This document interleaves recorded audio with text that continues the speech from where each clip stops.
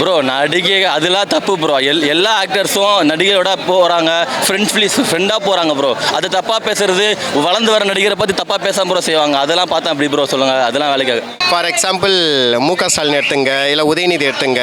இவங்களுக்குள்ளேயே நீங்கள் போய் பார்த்தீங்கன்னா எத்தனையோ நடிகை கூட தொடர்பு அது இதுன்னு சொல்கிறாங்க.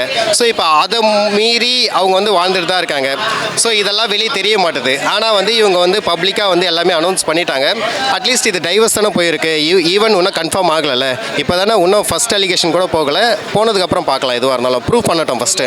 இது இப்போ நடந்தது இல்லை இல்லையா, இதுக்கு முன்னாடி நடந்திருக்கலாம், இல்லை நடக்காமல் இருந்திருக்கலாம். எதுவுமே தெரியாமல் ஆளாளுக்கு ஒன்று சொல்லுவாங்க.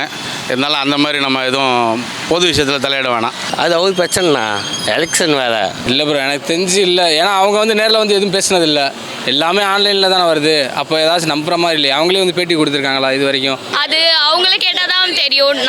நம்ம வெளியில இருந்து எதுவும் பேச முடியாதுல்ல. உள்ளே என்ன நடக்குதுன்னு அவங்க 2 பேருக்கு மட்டும்தான் தெரியும்.